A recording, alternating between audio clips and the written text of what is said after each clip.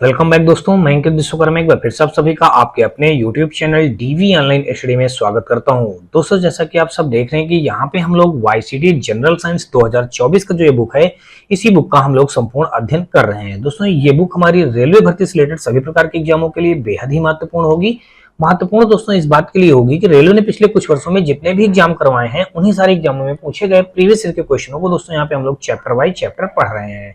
दोस्तों, आपको बता दूं कि इस समय पे इस बुक का हम जो पढ़ रहे हैं दोस्तों, फिजिक्स यानी कि भौतिक विज्ञान पढ़ रहे हैं। इसके पहले दोस्तों हम लोगों ने बायोलॉजी यानी कि जीव विज्ञान पढ़ के कंप्लीट कर लिया है। अगर दोस्तों आप उन बायोलॉजी के पार्ट को ना देखे हो तो जाकर के जरूर देखिएगा, क्योंकि दोस्तों उसका प्लेलिस्ट बना हुआ है। और उसके बाद दोस्तों बायोलॉजी के बाद अब हम लोग जो पढ़ रहे हैं दोस्तों, फिजिक्स यानी भौतिक विज्ञान पढ़ रहे हैं। दोस्तों, भौतिक विज्ञान का भी आज हम लोग पार्ट 13 पढ़ेंगे, और इस पार्ट 13 में टोटल दोस्तों आपको बता दूं कि 815 नंबर से लेकर के 902 नंबर तक के क्वेश्चनों को बहुत ही सिंपल और सरल तरीके से हल करना एवं पढ़ना हम लोग सीखेंगे। दोस्तों, इन क्वेश्चनों के मध्य में आपको बता दूं कि इसके बीच में हम लोग कितने चैप्टर पढ़ेंगे, देख लीजिएगा। अवस्था परिवर्तन तथा गुप्त ऊष्मा के बारे में चैप्टर के बारे में हम लोग पढ़ेंगे और जानेंगे, और सापेक्षिक आर्द्रता या वाष्पीकरण के बारे में जानेंगे, और दोस्तों ऊष्मागतिकी के बारे में जानेंगे। इसके बाद दोस्तों तरंग के बारे में हम लोग छठा चैप्टर पढ़ेंगे। तो दोस्तों, अगर आपको इस वीडियो का कोई भी पार्ट थोड़ा सा भी पसंद आए तो आप हमारी वीडियो को लाइक करिएगा, अपने दोस्तों में ज्यादा से ज्यादा शेयर करिएगा। साथ में दोस्तों, ये चैनल पे पहली बार आए हो तो चैनल को सब्सक्राइब कर घंटी जरूर दबा लीजिएगा। और दोस्तों, आप हमारे WhatsApp channel, Telegram channel, WhatsApp group से भी जुड़ सकते हैं। इन सभी का लिंक दोस्तों आपको हमारी इसी वीडियो के डिस्क्रिप्शन पे दिया गया है, जहां से आप लोग आसानी से जुड़ सकते हैं।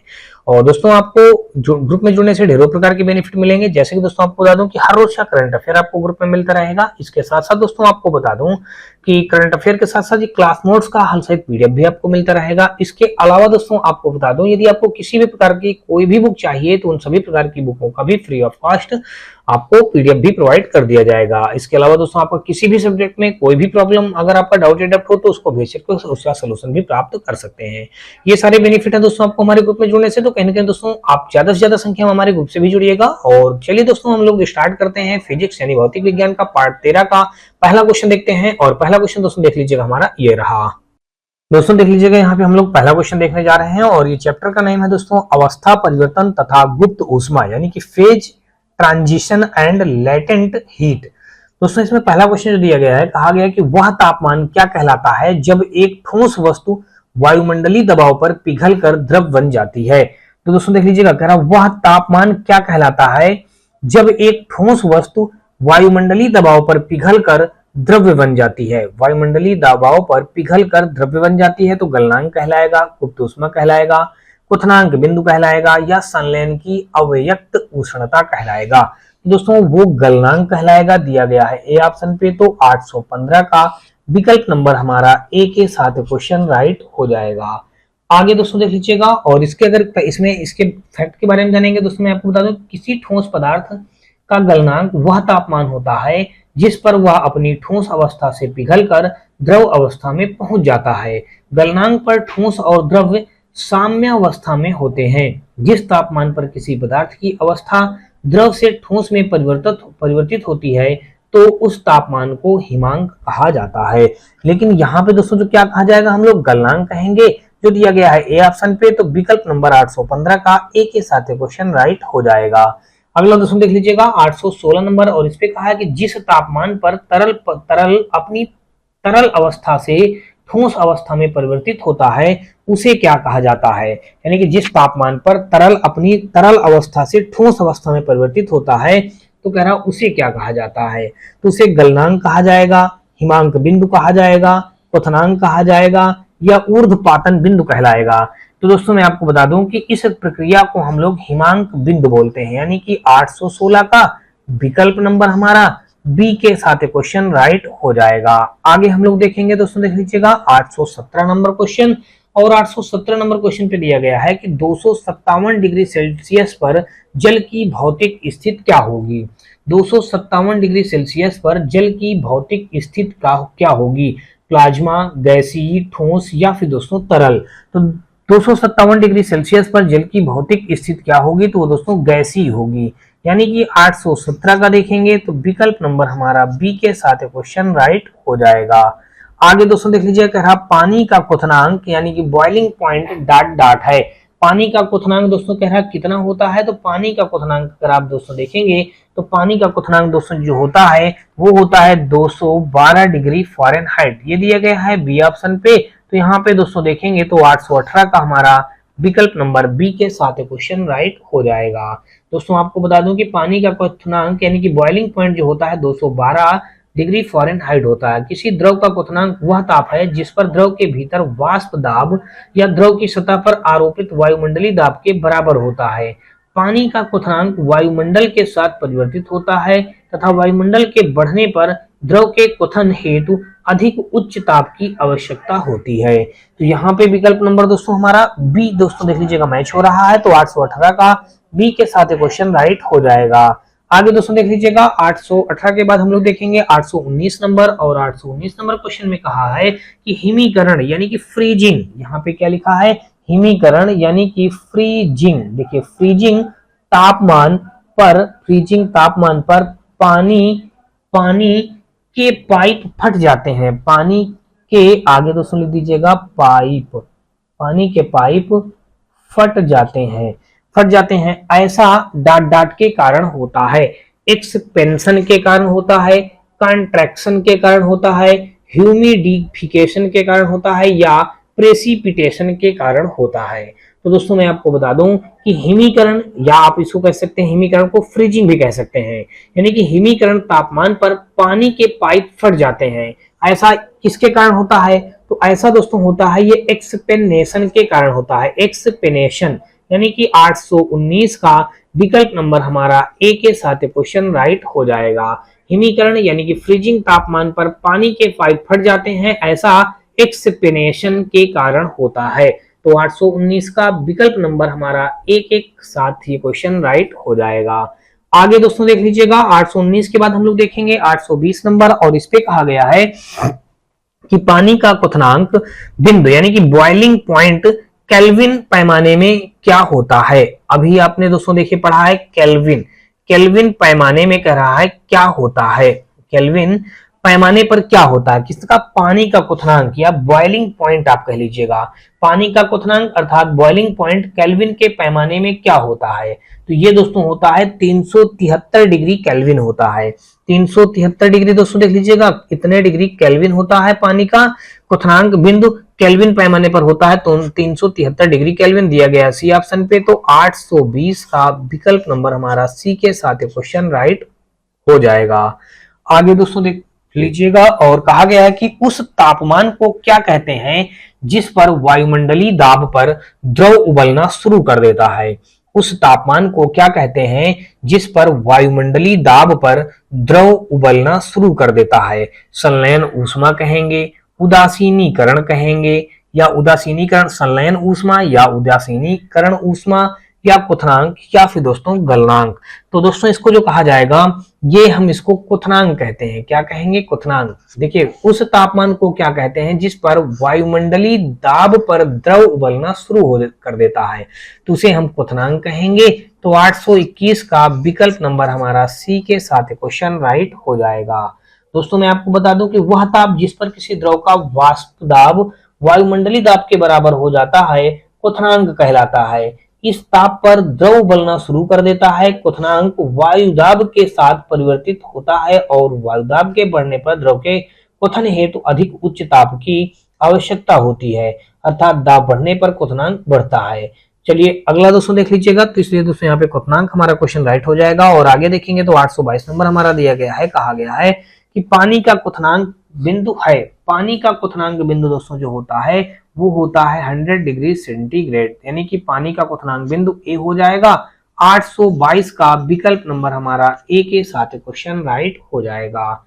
आगे दोस्तों देख लीजिएगा, और यहाँ पे दोस्तों मैं आपको बता दूं कि देखिए यहाँ पे अगर देखा जाए पानी का क्वथनांक बिंदु दोस्तों क्या है यहाँ पे 100 डिग्री सेंटीग्रेड, लेकिन मैं आपको दोस्तों बता दूं कि पानी का जो क्वथनांक 100 डिग्री सेंटीग्रेड बताया गया, अगर पानी का हिमांक की बात की जाए फ्रीजिंग पॉइंट की तो 0 डिग्री सेंटीग्रेड, तथा क्वथनांक की बात की जाए तो 100 डिग्री सेंटीग्रेड होता है। 4 डिग्री सेंटीग्रेड पर पानी घनत्व सबसे अधिक व आयतन सबसे कम होता है। तो दोस्तों यहाँ पे अगर देखा जाए तो, लेकिन यहाँ पे देखिए कहने का मतलब ये हुआ कि पानी का क्वथनांक 100 डिग्री सेंटीग्रेड हो गया, और पानी का अगर यहाँ पे हिमांक पूछा जाए, देखिए अगर यहाँ पे पानी का हिमांक, देखिए पानी का यहाँ पे हम आगे लिख दे रहे हैं हिमांक, पानी का हिमांक देखेंगे तो 0 डिग्री सेंटीग्रेड होता है, 0 डिग्री सेंटीग्रेड। तथा क्वथनांक, पानी का क्वथनांक अगर पूछा जाए, पानी का क्वथनांक, देखिए पानी का क्वथनांक अगर पूछेंगे तो पानी का क्वथनांक हमारा हो जाएगा 100 डिग्री सेंटीग्रेड, 100 डिग्री सेंटीग्रेड ये होता है। और अगर यहाँ पे देखा जाए, देखिए पानी का घनत्व सबसे अधिक, देखिए इसको पीछे आप पिछले पार्ट में पढ़ चुके हैं, पानी का घनत्व, पानी का घनत्व सबसे अधिक, तो सबसे आगे ले दीजिएगा अधिक, पानी का घनत्व सबसे अधिक, सबसे अधिक व आयतन, व आयतन, व आयतन सबसे कम, व आयतन सबसे कम दोस्तों कितने डिग्री में होता है, व आयतन सबसे कम ये होता है दोस्तों 4 डिग्री सेंटीग्रेड पर, 4 डिग्री सेंटीग्रेड पर। ठीक है भाई, ये हो गया। तो इतनी सी बात हो गई दोस्तों, यहाँ पे इन पॉइंटों को आप ध्यान रखिए। पहला पॉइंट हमारा ये फैक्ट हो गया, दूसरा फैक्ट हमारा ये हो गया, और तीसरा फैक्ट हमारा ये हो जाएगा। तो यहाँ पे हो जाएगा दोस्तों 100 डिग्री सेंटीग्रेड, विकल्प नंबर ए के साथ क्वेश्चन राइट हो जाएगा। और अगला दोस्तों देख लीजिएगा, अध्याय आ रहा है यहाँ पे हमारा रिलेटिव ह्यूमिडिटी और वेपोराइजेशन, यानी कि सापेक्षिक आर्द्रता या वाष्पीकरण।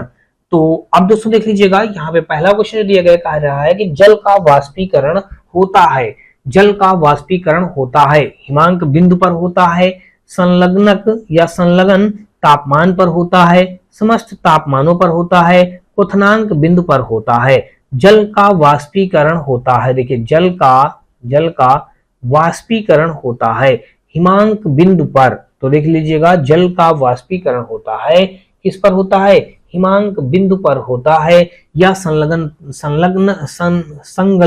तापमान पर होता है, समस्त तापमानों पर होता है। देखिए इसमें जो दिया गया सी ऑप्शन समस्त तापमानों पर, विकल्प नंबर सी के साथ क्वेश्चन राइट हो जाएगा।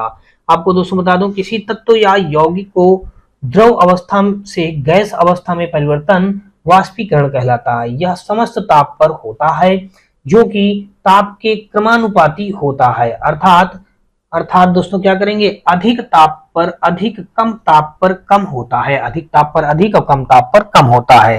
तो यहाँ पे देखेंगे तो समस्त तापमानों पर जल का वाष्पीकरण होता है, विकल्प नंबर सी के साथ क्वेश्चन राइट हो जाएगा। और अगला देखेंगे 824 नंबर, कहा गया है कि डाट डाट एक सतही परिघटना है, डाट डाट एक सतही परिघटना है, उबलना, गलन, वाष्पीकरण या हिमीकरण। डाट डाट एक सतही परिघटना है, डाट डाट एक सतही परिघटना है, तो ये दोस्तों होता है वाष्पीकरण। देखिए यहाँ पे हम लिख देंगे वाष्पीकरण, वाष्पीकरण यहाँ पे दिया गया है सी ऑप्शन पे। तो 824 का विकल्प नंबर हमारा सी के साथ क्वेश्चन राइट हो जाएगा। आगे दोस्तों देख लीजिएगा, वाष्पीकरण एक सतही परिघटना है, वाष्पीकरण में यौगिक द्वारा अवस्था में द्रव अवस्था में गैसीय अवस्था में परिवर्तित होता है। जल की वाष्पीकरण की क्रिया प्रत्येक ताप पर होती है। तो यहाँ पे हो जाएगा हमारा वाष्पीकरण। और अगला क्वेश्चन दोस्तों देख लीजिएगा, यहाँ पे दिया गया है 825 नंबर, और इस पे कहा गया है क्वेश्चन पे कि मिट्टी के बर्तन में रखा जल गर्मियों में भी डाट डाट के कारण ठंडा रहता है। तो दोस्तों किसके कारण ठंडा रहता है, मिट्टी के बर्तन में रखा जल गर्मियों में भी डाट डाट के कारण ठंडा रहता है। वाष्पोत्सर्जन के कारण नहीं भाई, संघनन के कारण नहीं, रूपांतरण के कारण नहीं, वाष्पन के कारण ठंडा रहता है। देखिए गर्मियों में भी मिट्टी के बर्तन में रखा जल गर्मियों में भी क्या होता है, ठंडा रहता है, ये होता है वाष्पन के कारण। तो 825 का दोस्तों विकल्प नंबर हमारा डी के साथ क्वेश्चन राइट हो जाएगा। आगे दोस्तों देख लीजिएगा 826 नंबर, और इस पे कहा है कि रेफ्रिजरेटर निम्नलिखित में से किस सिद्धांत पर कार्य करता है, ओस्मोसिस नियम पर, या फिर दोस्तों केंद्रा प्रसारण नियम पर, या फैलाव पर, या फिर दोस्तों वाष्पीकरण पर। तो दोस्तों मैं आपको बता दूं कि रेफ्रिजरेटर निम्नलिखित में से किस सिद्धांत पर काम करता है, तो यह काम करता है दोस्तों, आपको बता दूं कि वाष्पीकरण पर काम करता है। यह हो जाएगा 826 का, 826 का हो जाएगा डी के साथ क्वेश्चन हमारा राइट हो जाएगा। अगला दोस्तों देखेंगे और 826 के बारे में अगर जो जानेंगे, देखिए मैं आपको बता दूं कि रेफ्रिजरेटर एक घरेलू उपकरण है, रेफ्रिजरेटर एक घरेलू उपकरण है जो खाद्य पदार्थ आदि को ठंडा बनाए रखकर उनको जल्दी खराब होने से बचाता है। यह वाष्पीकरण के सिद्धांत पर कार्य करता है। इसमें तांबे की एक वाष्पत कुंडली में क्रियान या फ्रियान गैस भरी होती है, यानी कि अक्रिय गैस भरी होती है, जो वाष्पीकृत होकर ठंडा ठंड उत्पन्न करती है, ठंडा रखती है। तो यहाँ पे हमारा 826 का विकल्प नंबर डी के साथ क्वेश्चन राइट हो जाएगा। और अगला हम लोग देखेंगे 827 नंबर, और इसमें कहा गया है कि गर्मी अवशोषित करने के लिए तरल के वाष्पीकरण के सिद्धांत का प्रयोग डाट डाट में किया जाता है। यानी कि गर्मी अवशोषित करने के लिए तरल के वाष्पीकरण के सिद्धांत का प्रयोग डाट डाट में किया जाता है। माइक्रोवेव ओवन का, रेफ्रिजरेटर का, गीजर का, इलेक्ट्रिक केतली का। तो गर्मी अवशोषित करने के लिए तरल के वाष्पीकरण के सिद्धांत का प्रयोग हम लोग रेफ्रिजरेटर में किया जाता है या रेफ्रिजरेटर में करते हैं। दिया गया है बी ऑप्शन। तो 827 का विकल्प नंबर हमारा बी के साथ क्वेश्चन राइट हो जाएगा।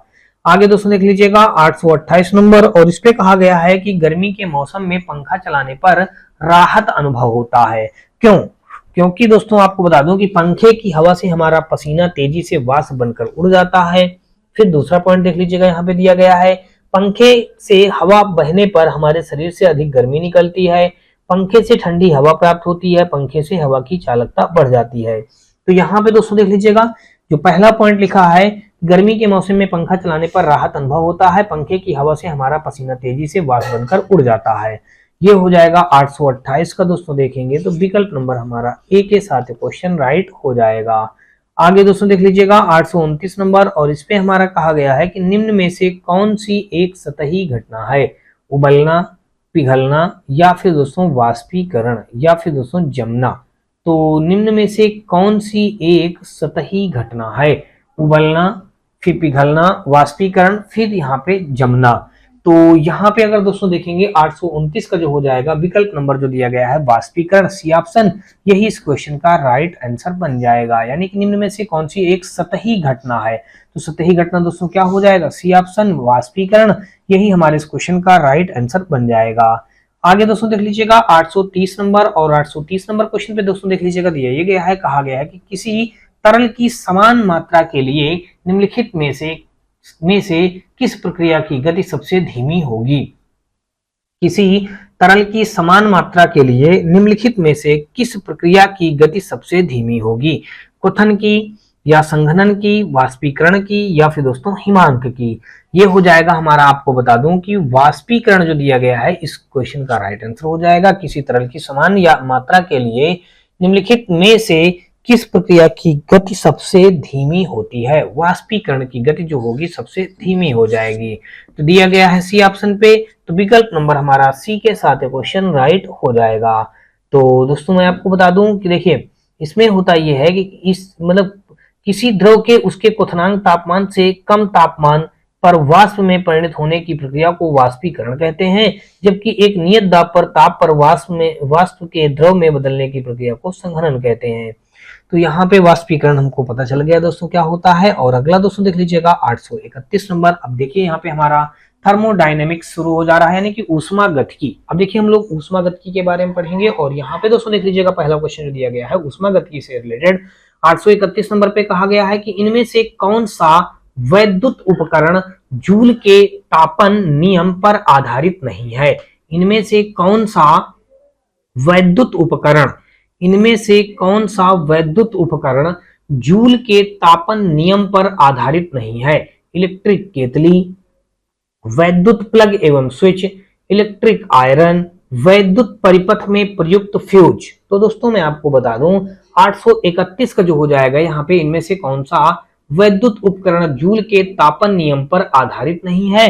ये हो जाएगा वैद्युत प्लग एवं स्विच। ये दिया गया है 831 का। विकल्प नंबर हमारा बी के साथ क्वेश्चन राइट हो जाएगा।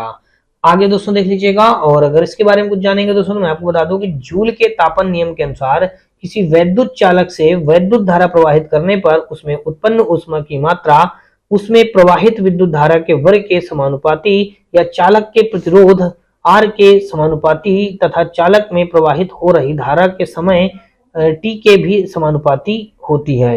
अर्थात ऊष्मा बराबर H बराबर यानी कि I² RT होता है। तो ये सारी चीजें दोस्तों वैद्युत प्लग एवं स्विच वैद्युत उपकरण जूल के तापन नियम पर आधारित नहीं होते हैं। तो यहाँ पे हो जाएगा वैद्युत प्लग एवं स्विच जो होते हैं ये वैद्युत उपकरण जूल के तापन नियम पर आधारित नहीं होते हैं। बी ऑप्शन हमारे इस क्वेश्चन का राइट आंसर बन जाएगा। और आगे देखेंगे दोस्तों 832 नंबर, और इस पे कहा गया है कि गर्मी सीधे डाट डाट से संदर्भित नहीं होती है। थर्मल ऊर्जा का मापन से, अणुओं की गति के मापन से या विद्युत चुंबकीय तरंगों के माध्यम से स्थानांतरण में या पदार्थ के थर्मोडायनामिक गुण से गर्मी सीधे डाट डाट से प्रभावित नहीं होती है, ये बात बताना है। तो कौन सा प्रभावित नहीं होगा, यहाँ पे जो दिया गया थर्मल ऊर्जा का तापमान से, विकल्प नंबर हमारा 832 का ए के साथ क्वेश्चन राइट हो जाएगा। अब दोस्तों मैं आपको बता दूं, देखिए इसके बारे में, गर्मी सीधे डाट डाट से संबंधित नहीं होती है। दोस्तों आपको बता दूं, गर्मी सीधे थर्मल ऊर्जा या मापन से संदर्भित नहीं होती है, बल्कि अणुओं की गति विद्युत चुंबकीय तरंगों के माध्यम से स्थानांतरण और पदार्थों के थर्मोडायनामिक गुण पर निर्भर करती है। यानी कि अणुओं की गति विद्युत चुंबकीय तरंगों के माध्यम से स्थानांतरण और पदार्थों के थर्मोडायनामिक गुणों के आधार पर गर्मी जो होती है, गर्मी सीधे से संदर्भित नहीं होती है। तो यानी न होने वाली दोस्तों हो जाएगा 832 का ए विकल्प के साथ क्वेश्चन राइट हो जाएगा।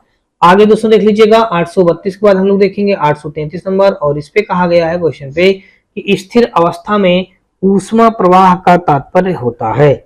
स्थिर अवस्था में, देखिए इसने कहा है स्थिर अवस्था में ऊष्मा का प्रवाह का तात्पर्य होता है। ऊष्मा प्रवाह नगण्य हो, दो बॉडी के बीच तापांतर न हो, ऊष्मा प्रवाह की दर स्थिर हो या ऊष्मा प्रवाह समय पर आधारित न हो, बॉडी का तापमान समान दर से बढ़े।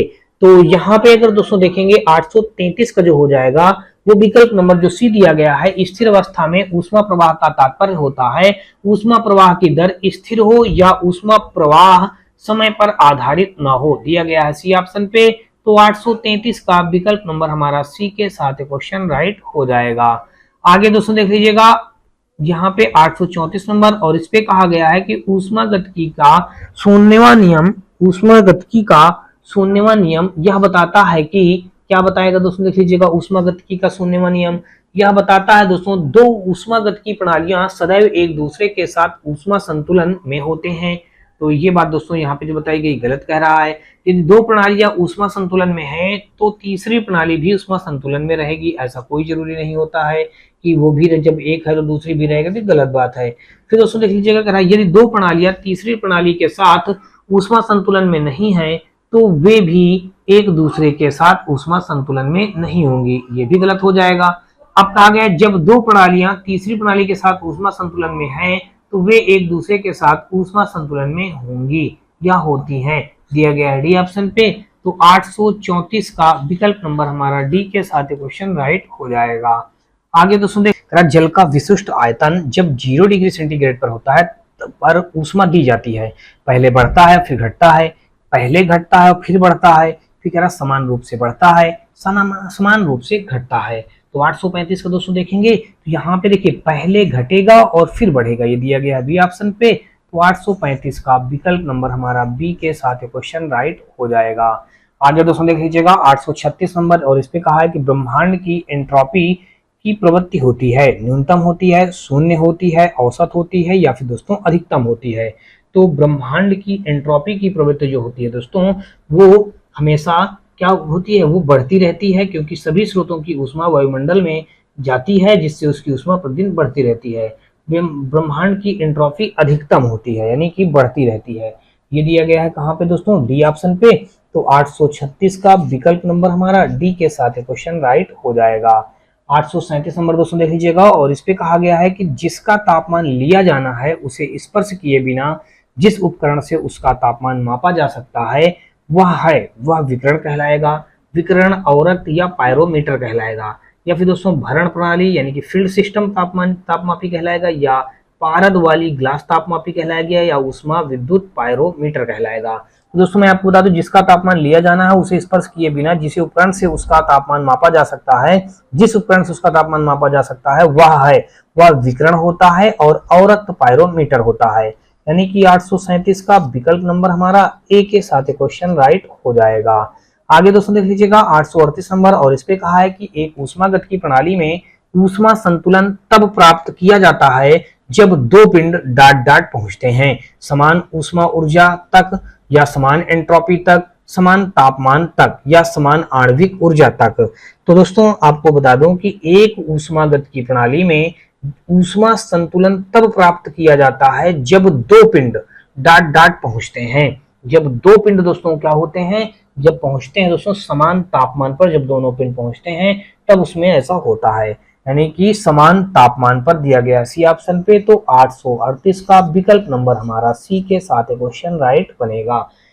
आगे दोस्तों देख लीजिएगा, ऊष्मागतिकी का 16वां नियम तापमान को परिभाषित करता है। दोस्तों यहाँ पे अगर आप अगला क्वेश्चन देखेंगे, और अगला हमारा दिया गया है कि एक ऊष्मागतिकी प्रणाली में वह प्रक्रिया जिसमें आयतन स्थायी रहता है वह डॉट डॉट प्रक्रिया कहलाता है। तो दोस्तों मैं आपको बता दूं कि जिसमें आयतन स्थिर रहता है या स्थायी रहता है उस प्रणाली को सम आयतनिक या आइसोक्लोरिक या सममितीय प्रणाली कहते हैं। तो सममितीय दोस्तों देख लीजिएगा, ये दिया गया है बी ऑप्शन पे। विकल्प नंबर हमारा बी के साथ क्वेश्चन राइट हो जाएगा। सम आयतनिक, देखिए सममितीय कहा जाएगा या फिर दोस्तों क्या कहा जाएगा, इसको हम कह सकते हैं सम आयतनिक भी कहा जाएगा। क्या कहा जाएगा दोस्तों, सम आयतनिक। तो ये दिया गया है हमारा बी ऑप्शन पे 839 का विकल्प नंबर हमारा बी के साथ क्वेश्चन राइट हो जाएगा।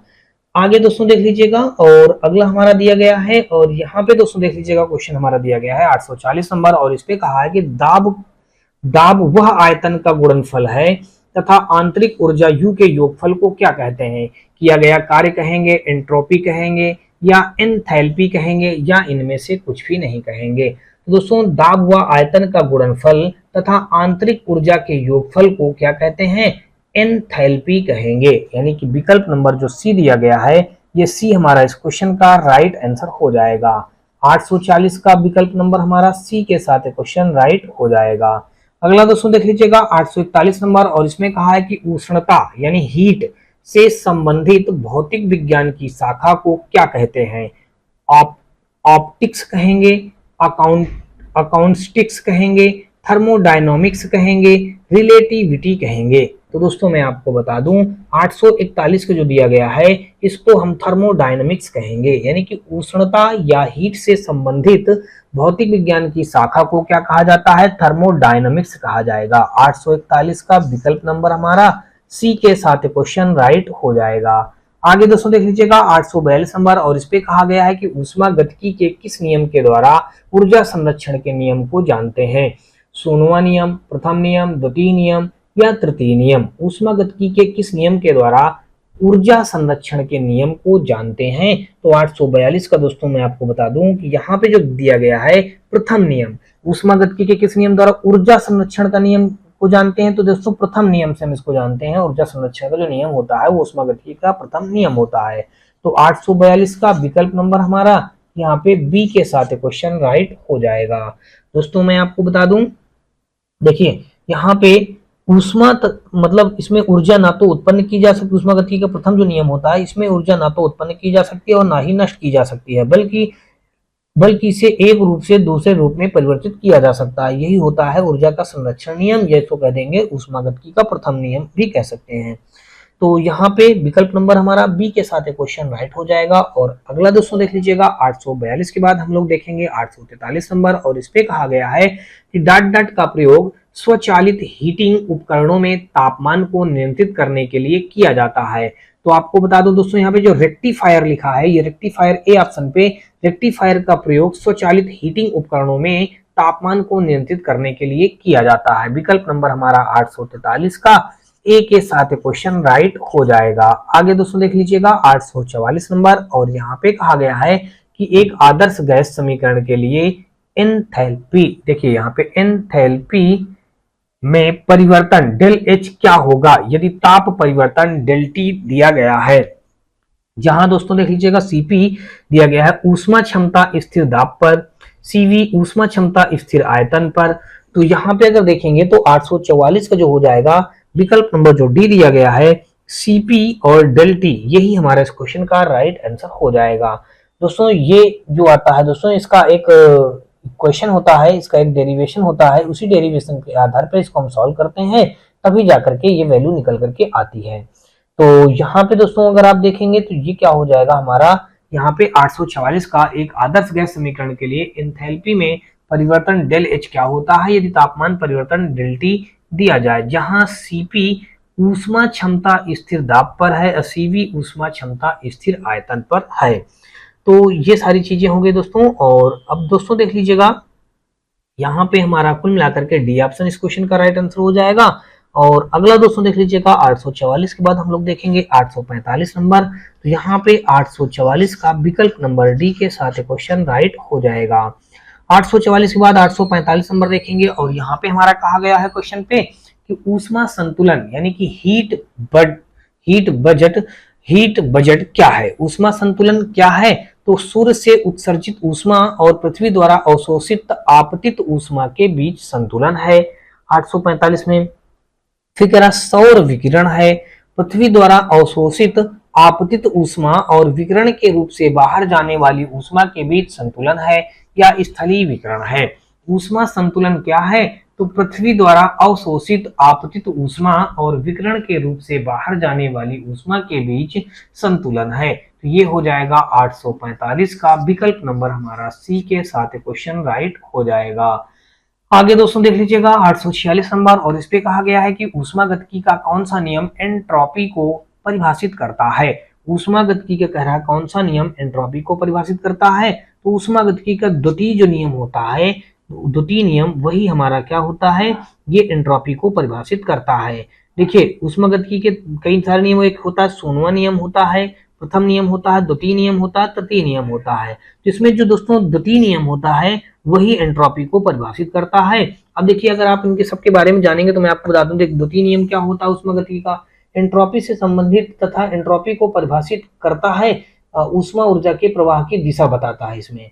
और सोनवा नियम क्या होता है, ऊष्मीय संतुलन नियम पर आधारित है जो तापमान को परिभाषित करता है। सोनवा नियम तापमान को परिभाषित करता है। देखिए ये जो होता है तापमान को परिभाषित करेगा सोनवा नियम, ठीक है ना।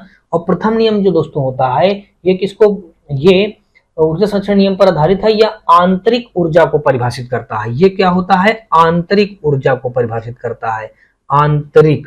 तो यहाँ पे हम लिख देंगे दोस्तों आंतरिक ऊर्जा को परिभाषित करता है।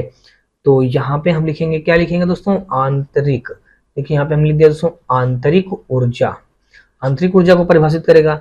और द्वितीय दोस्तों देखिए ये एंट्रोपी को परिभाषित करेगा। तो यहाँ पे आप लिखेंगे एंट्रोपी, देखिए एंट्रोपी ये एंट्रोपी को परिभाषित करेगा, एंट्रोपी लिख दीजिएगा, ठीक है ना। और तृतीय नियम दोस्तों देख लीजिए किसको परिभाषित करेगा, तृतीय नियम दोस्तों जो परिभाषित करेगा ये परिभाषित करता है दोस्तों शून्य तापमान पर एंट्रोपी को परिभाषित करता है, यह परम शून्य ताप पर। देखिए यह जो होता है यह परम शून्य तापमान पर, शून्य तापमान पर, परम शून्य तापमान पर एंट्रोपी, एंट्रोपी को परिभाषित करता है, ठीक है। तो ये चारों चीजें आपको पता हो गई कि ऊष्मागतिकी का कौन किसके लिए परिभाषित करता है। देखिए सोनवा नियम जो होता है वो तापमान को परिभाषित करता है, द्वितीय नियम एंट्रोपी को परिभाषित करता है, प्रथम नियम आंतरिक ऊर्जा को परिभाषित करता है, तृतीय नियम परम शून्य तापमान पर एंट्रोपी को परिभाषित करता है। तो यहाँ पे 846 को देखेंगे तो विकल्प नंबर हमारा सी के साथ क्वेश्चन राइट हो जाएगा। आगे दोस्तों देख लीजिएगा यहाँ पे हम लोग देखेंगे तरंग पढ़ेंगे यानी कि वेव के बारे में जानेंगे। और वेव हमारा दोस्तों देख लीजिएगा दिया गया है, पहला ही क्वेश्चन दिया गया है, इस पे कहा है कि निम्नलिखित में से कौन सी विद्युत चुंबकीय तरंगे हैं। विद्युत चुंबकीय तरंगे हैं तो अल्फा किरणें, श्रव्य तरंगे, एक्स किरणें, बीटा किरणें। निम्नलिखित में से कौन सी विद्युत चुंबकीय तरंगे हैं, तो वो है दोस्तों हमारी एक्स किरणें हैं। तो 847 का हमारा दिया गया है, विकल्प नंबर हमारा सी के साथ क्वेश्चन राइट हो जाएगा। आगे दोस्तों देख लीजिएगा 848 नंबर और इस पे कहा गया है कि किस रंग की तरंग दैर्घ्य सबसे कम होती है, लाल रंग की, नारंगी रंग की, नीला रंग की या फिर बैगनी रंग की। तो दोस्तों मैं आपको बता दूं कि सबसे कम तरंग दैर्घ्य जो होती है दोस्तों वो बैगनी रंग की होती है। सबसे अधिक की बात की जाए तो लाल रंग की तरंग दैर्घ्य सबसे अधिक होती है। सबसे कम लाल रंग का, देखिए अगर यहाँ पे बात करें किसी माध्यम में किसी तरंग से किसी कण द्वारा एक पूरा कंपन किए जाने पर तरंग जितनी दूरी तय करती है उसे तरंग दैर्घ्य कहते हैं। सबसे लंबी तरंग दैर्घ्य लाल रंग की तथा सबसे कम बैगनी रंग की, जबकि सर्वाधिक विचलन बैगनी रंग का तथा सबसे कम विचलन लाल रंग का होता है। यहाँ पे अगर तरंग दैर्घ्य की बात की गई तो सबसे ज्यादा तरंग दैर्घ्य लाल का होता है, सबसे कम हमारा बैगनी का होता है। 848 का विकल्प नंबर हमारा डी के साथ क्वेश्चन राइट बन जाएगा। आगे दोस्तों देख लीजिएगा 848 के बाद हम लोग देखेंगे 849 नंबर, और इस पे कहा है कि नीचे एक अभिकथन और एक कारण दिया गया है। अभिकथन में कहा है कि जब वेग स्थिर और तरंग दैर्घ्य आधी रखी जाती है तो आवृत्ति दोगुनी हो जाती है। कारण में दोस्तों देख लीजिएगा दिया गया है कि वेग बराबर आवृत्ति गुणे तरंग दैर्घ्य। वेग बराबर क्या होता है? आवृत्ति गुणे तरंग दैर्घ्य होता है। तो यहाँ पे अगर दोस्तों देखेंगे अभिकथन में बताया गया है कि अभिकथन में और कारण दोनों सही हैं और कारण अभिकथन की उचित व्याख्या नहीं करता है। तो देख लीजिएगा कह रहा अभिकथन और कारण दोनों सही है इसने कहा है, तो लेकिन ये कह रहा है कि और कारण अभिकथन की उचित व्याख्या नहीं करता है। अब बी वाले में जो दिया गया है अभिकथन और कारण दोनों सही हैं लेकिन कारण अभिकथन की उचित व्याख्या है। हाँ, ये जो बी वाला कहा गया कि अभिकथन और कारण दोनों सही है। देखिए अभिकथन में जो दिया गया है कि जब वेग स्थिर और तरंग दैर्घ्य आधी रखी जाती है तो आवृत्ति दोगुनी हो जाती है, ये भी सही है। फिर कारण में दिया गया वेग बराबर आवृत्ति गुणे तरंग दैर्घ्य, तो ये भी सही है। लेकिन कारण जो है अभिकथन की उचित व्याख्या है। ये जो कारण दिया गया ये कारण जो है ये अभिकथन की उचित व्याख्या है। तो बी वाला ऑप्शन हमारा देखेंगे तो 849 का विकल्प नंबर हमारा बी के साथ क्वेश्चन राइट हो जाएगा। आगे दोस्तों देख लीजिएगा 850 नंबर, और इस पे कहा गया है कि निम्न में से क्या तरंग की विशेषता नहीं है? निम्न में से क्या तरंग की विशेषता नहीं है? तरंग दैर्घ्य, आयाम, आवृत्ति या फिर दोस्तों माध्यम। तो 850 का अगर दोस्तों देखेंगे तो विकल्प नंबर जो हमारा दिया गया है डी, माध्यम जो दिया गया है, यही इस क्वेश्चन का राइट आंसर हो जाएगा। आगे दोस्तों देख लीजिएगा यहाँ पे कहा है कि निम्न में से क्या तरंग दैर्घ्य की विशेषता नहीं है? तो विशेषता दोस्तों जो है यहाँ पे माध्यम जो हमारा है वो विशेषता नहीं होगी। चलिए भाई आगे देख लेते हैं, और 851 नंबर क्वेश्चन पे दोस्तों देख लीजिएगा दिया गया है, कहा गया है यदि एक तरंग की आवृत्ति बढ़ती है तो इसकी तरंग दैर्घ्य पर क्या असर होता है? या बढ़ जाती है, या एक समान रहती है, या घट जाती है, दोनों के बीच कोई संबंध नहीं है। तो 851 का देखेंगे तो सी ऑप्शन, यह घट जाती है। विकल्प नंबर हमारा देखेंगे तो 851 का सी के साथ क्वेश्चन राइट हो जाएगा, यह घट जाती है। चलिए भाई आगे देखते हैं 852 नंबर, और यहाँ पे दोस्तों देख लीजिए कहा है निम्नलिखित का मिलान करें। विद्युत चुंबकीय तरंगें एक तरफ लिखी हैं और एक तरफ इनका प्रयोग लिखा हुआ है।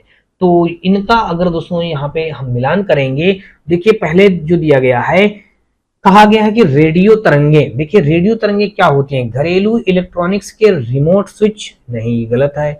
विमान नेविगेशन में इस्तेमाल रडार प्रणाली। फिर क्या रेडियो तरंग में सेलुलर फोन। अब देखिए हाँ, ये जो दिया गया है रेडियो तरंगे जो होती हैं दोस्तों वो होता है सेलुलर। रेडियो तरंगे क्या होती हैं? सेलुलर फोन, जो हम लोग मोबाइल फोन यूज करते हैं उन्हीं में रेडियो तरंगे होती हैं, यानी सेलुलर फोन में होती हैं। ठीक है भाई, ये हमारा इससे मिलान हो गया। फिर सूक्ष्म तरंगे क्या होती हैं? तो सूक्ष्म तरंगे जो होती हैं दोस्तों वो विमान नेविगेशन में इस्तेमाल रडार प्रणाली होती हैं, यानी कि सूक्ष्म तरंगे क्या होती हैं? ये सेकंड के साथ इसका कॉम्बिनेशन हो जाएगा। अवरक्त किरणें क्या होती हैं? अवरक्त किरणें दोस्तों जो होती हैं घरेलू इलेक्ट्रॉनिक्स के रिमोट स्विच में अवरक्त किरणें होती हैं। और गामा किरणें जो बची दोस्तों, गामा किरणें कैंसर कोशिकाओं को नष्ट करने के लिए दवा में होती हैं। ठीक है ना, गामा किरणें आपको पता चल गया। गामा किरणें जो होती हैं वो कैंसर कोशिकाओं को नष्ट करने के लिए दवा में होता है। तो 852 का दोस्तों देखेंगे तो विकल्प नंबर यहाँ पे हमारा क्या हो जाएगा? ये दोस्तों देख लीजिएगा कहां पे मैच हो रहा है, सी पे। तो 852 का सी के साथ क्वेश्चन राइट हो जाएगा। आगे दोस्तों देख लीजिएगा, और यहाँ पे हम आगे देखेंगे दोस्तों, देख लीजिएगा 853 नंबर, और इस पे कहा गया है कि निम्न में से किस प्रकार का प्रकाश टेलीविजन रिमोट से उस उपकरण को संकेत देता है जिसे वह नियंत्रित करता है? ध्रुवित को, पराबैंगनी को, अवरक्त को, एक्स-रे को। तो निम्न में से किस प्रकार का प्रकाश टेलीविजन रिमोट से उस उपकरण को संकेत देता है जिसे वह नियंत्रित करता है? तो 853 का दोस्तों अगर आप देखेंगे तो 4 ऑप्शन दिए गए हैं। इन 4 ऑप्शनों में से जो हो जाएगा टेलीविजन रिमोट, अभी आपने पीछे पढ़ा है, ये अवरक्त को होता है, यानी कि टेलीविजन रिमोट से उस उपकरण को संकेत देता है जिसे वह नियंत्रित करता है, अवरक्त किरणों को। मतलब नियंत्रित करता है, यानी कि 853 का हमारा विकल्प नंबर सी के साथ। देखिए अभी मैं आपको पीछे दिखाऊंगा, अगर टेलीविजन रिमोट के लिए अवरक्त देखा होगा, देखिए अवरक्त किरणों के लिए देखिए घरेलू इलेक्ट्रॉनिक्स रिमोट स्विच, देखिए वही मिल गया ना। तो यही चीजें हैं, ठीक है ना, ध्यान से आप पढ़िएगा तो आपको सारे क्वेश्चन आते रहेंगे। आगे दोस्तों देख लीजिएगा 854 नंबर दे दिया गया है। इसमें कहा गया कि अनुदैर्घ्य तरंगों में कण संचरण की दिशा में डाट डाट कंपन करते हैं। अनुदैर्घ्य तरंगों में कण संचरण की दिशा में अनुकंपन करते हैं, लंबवत कंपन करते हैं, प्लानर कंपन करते हैं, अर्धवृत्ताकार या समानांतर।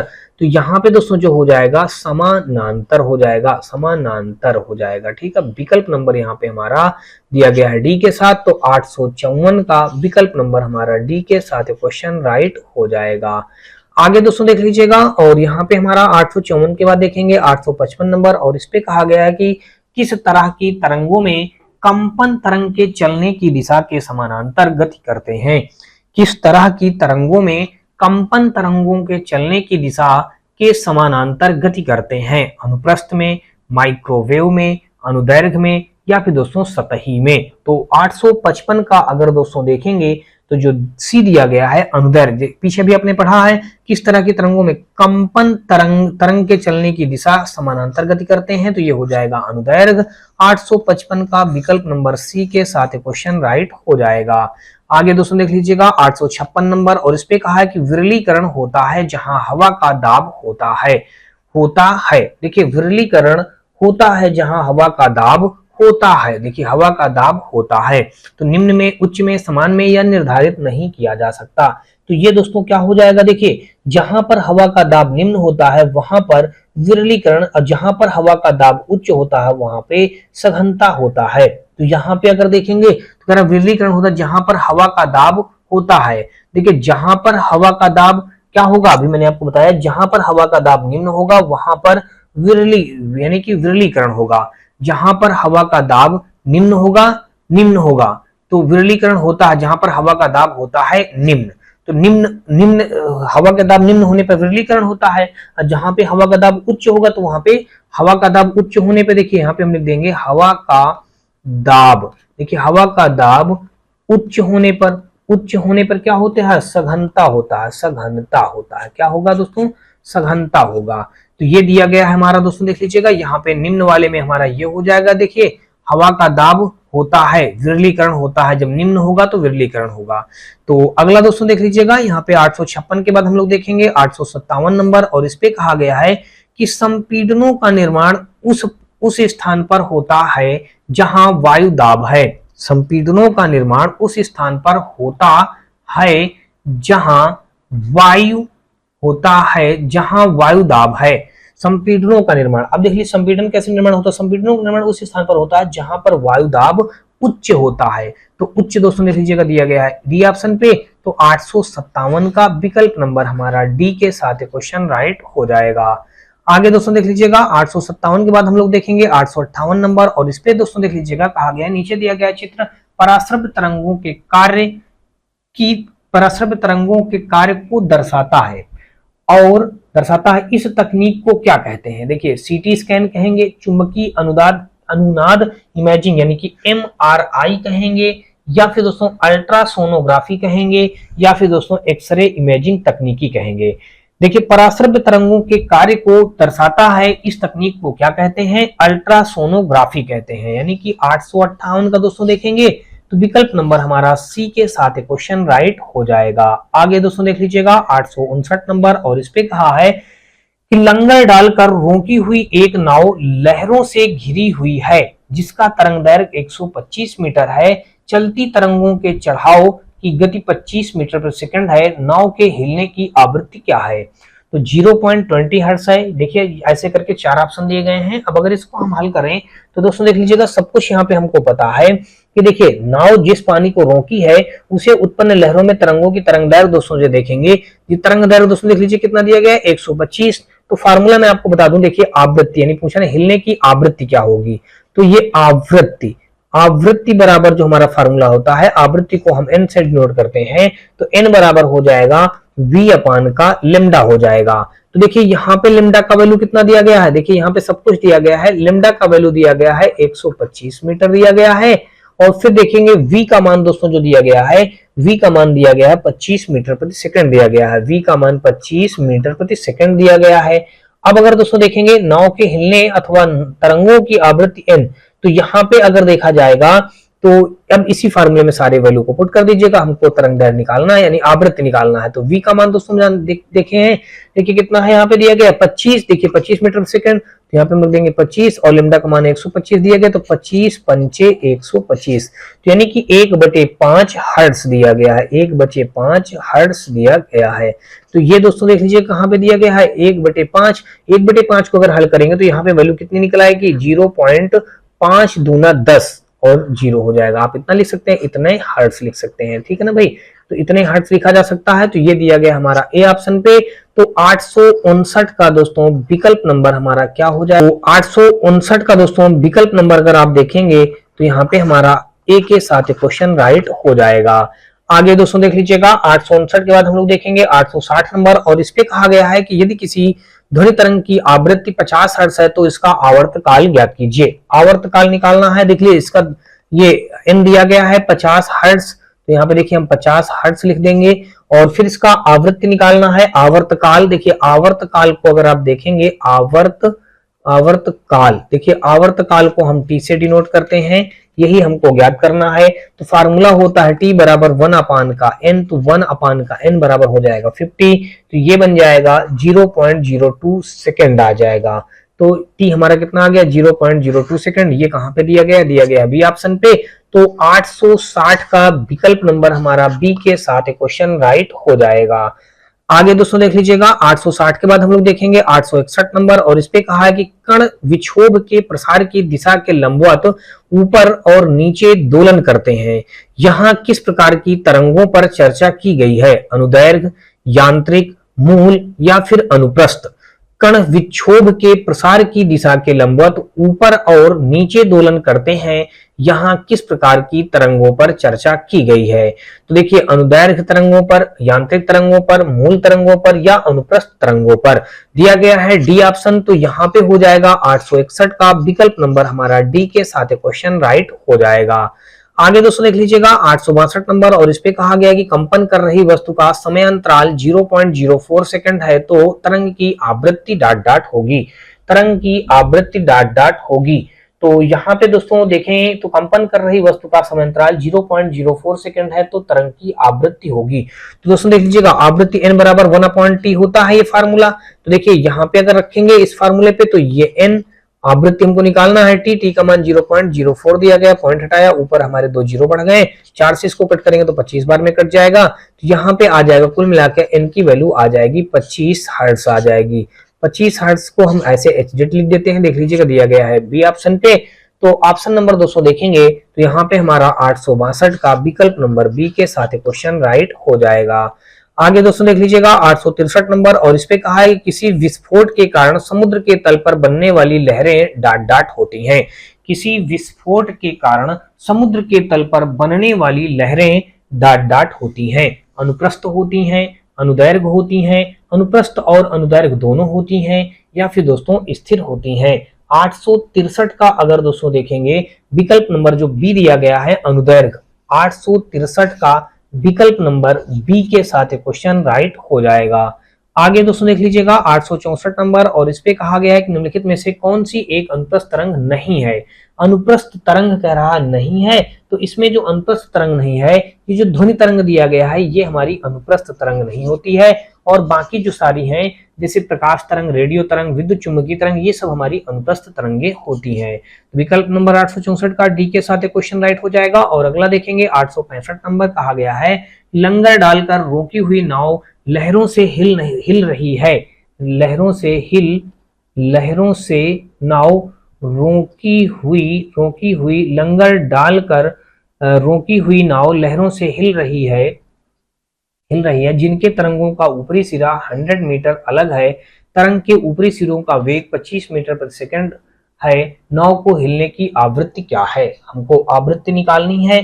तो दोस्तों देख लीजिएगा आवृत्ति निकालनी है तो फार्मूला भी आपने बताया कि आवृत्ति यानी कि n बराबर यानी कि ये कितने मीटर, यानी कि बता दिया गया यहाँ पे 25 मीटर। तो यानी कि v अपान का यहाँ पे हो जाएगा तरंगों से, यानी कि लेमडा। देखिए v हमारा दिया गया 25 और ये दिया गया है 100, तो ये हो जाएगा 1/4। तो यहाँ पे n बराबर निकालेंगे तो 4 का भाग दे देंगे तो कितना हो जाएगा, 4 का भाग देंगे तो दोस्तों तो 25 चौको कितना हो जाएगा हमारा 100 हो जाएगा।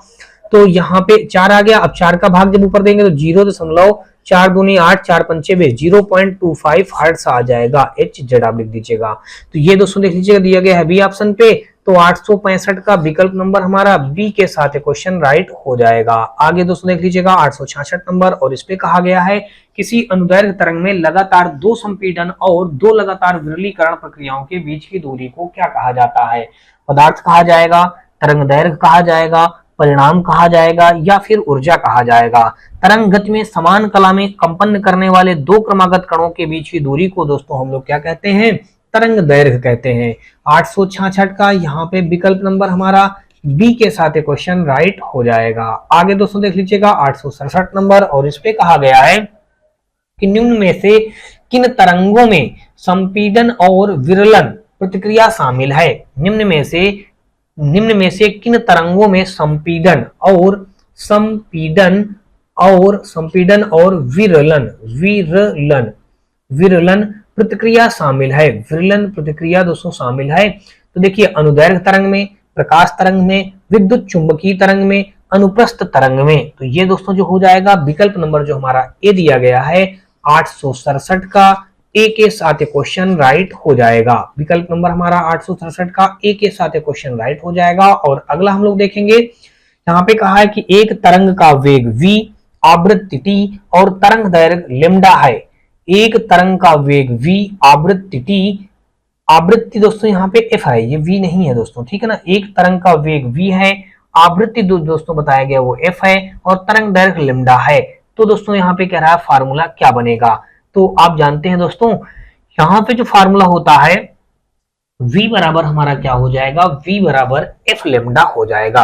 क्या बन जाएगा, देखिए यहाँ पे अगर देखेंगे तरंग द्वारा आगे बढ़ने की दर को तरंग चाल या तरंग का वेग कहते हैं, इसे v से प्रदर्शित करते हैं। यदि एक तरंग का वेग v, आवृत्ति f और तरंग दैर्घ्य लेमडा है तो v बराबर दोस्तों हमारा क्या हो जाएगा, v बराबर हो जाएगा f लेमडा बन जाएगा।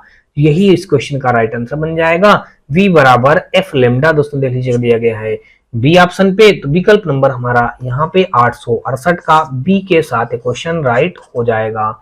आगे देखेंगे दोस्तों 869 नंबर, और इसमें कहा है कि आवृत्ति और कलावधि में क्या अंतर है। आवृत्ति और कलावधि में क्या अंतर है। 869 का देखेंगे तो म्यू बराबर 1 अपान का क्या हो जाएगा, 1 अपान का यू हो जाएगा। ऐसा हमारा बनेगा, नहीं बनेगा।